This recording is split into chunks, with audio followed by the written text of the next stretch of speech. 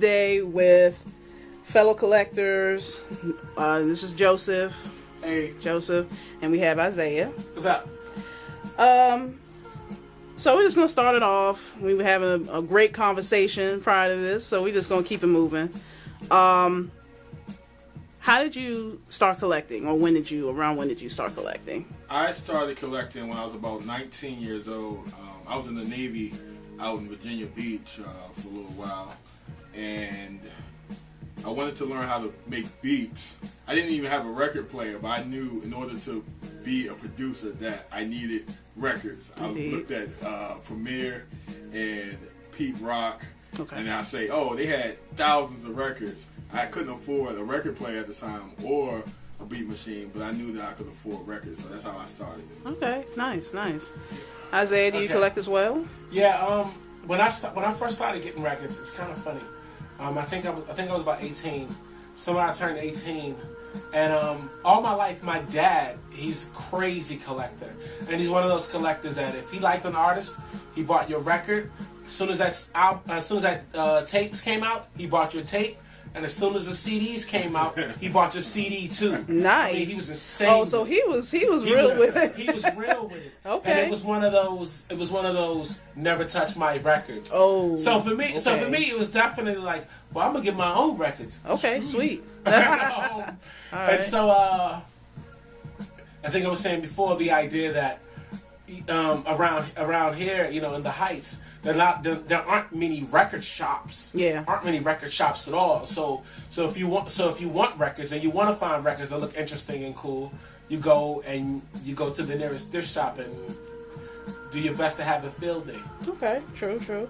What artists do you guys have in your collection, or what do you have in your collection?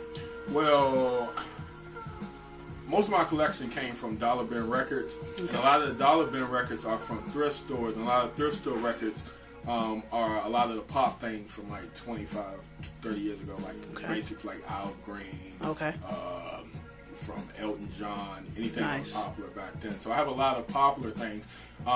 As I got older and deeper into collecting, I started collecting more scarce things like Mike Oldfield, things like that. Okay, sweet. Well, let me get a shot of...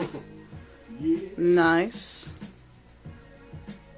Alright, why do you feel records are important even in this day and age?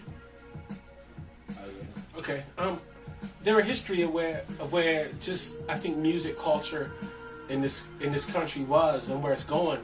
I think the idea. I love technology. Mm-hmm. I think technology is awesome. Right. But you should never forget where the stuff came from, where it originated from. Right. I mean, the reality is, record companies don't want to sell records because vinyl costs too much to make. That's true. And they can make a lot more money just MP3s and CDs. Yeah, that's true. And eventually they're going to come out with something that's probably just as good as CDs and cheaper. Or they'll just completely go, we're going to just straight do digital. But that doesn't mean that vinyl just isn't awesome. This huge disc you have in your hands in the store, you carry, Yeah, it's an authentic sound. It's an authentic sound. I mean, the feel of having a record is just awesome. Yeah. Vinyl's still so cool because even though vinyl is pretty much no more as we know it, even the programs, they still have... imitation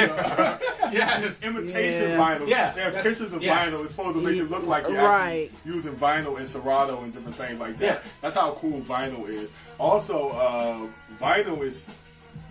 A lot of vinyl I pick up is because I'm into art and I like excellent artwork. Right. And it's not something that left with vinyl is people actually paying attention to the album cover. Yeah, it's a lot more creative. The way it looks. 110%. Yes, I agree. So what artists would you guys like to add to your collection that you know is like the most far-fetched or the most expensive, or somebody you just really want to put in your collection? Of course, because it's easy to say that it's going to be somebody like Soul, but I'm actually a big fan of the Doors and the Beatles. Nice. Ooh, I would love to have a piece of Doors wax on the wall. Okay. I'd love to. Awesome. Yeah, definitely. Nice. Definitely. Okay. Now, you guys are artists as well, correct? Yes. Okay, can you elaborate? You know. Well, with the other guys, Okay. we're cousins, and we've been, I think, steadily making music as a hip hop unit for 2 years, and Okay. we've been a production team for about 3 times as long as that, I think. Wow. And okay, so you guys not only make music, but you produce, you do videography as well. Uh-huh. Yes. Okay. What artists do you guys work with?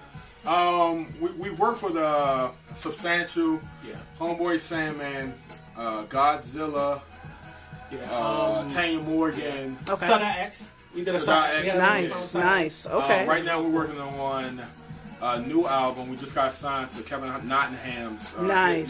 Not Okay. record. Yeah. So we're working on the sequel to our previous album, full-length album. The other album could be called The Other Album, Volume 2. Yeah. Okay. That's what we're working on now. Okay, so where can everyone find your music? Well, right now you can find everything we previously released on otherguysmusic.bandcamp.com. And The new stuff is going to be on It's Hypnot. going to be The everywhere. new stuff's going to be on Hypnot. And Okay. Hypnot, they're great at getting everything out to the masses. Okay, sweet. Well, I appreciate you guys taking time out for my segment, and we look forward to hearing some more from you. Definitely. All right. All right.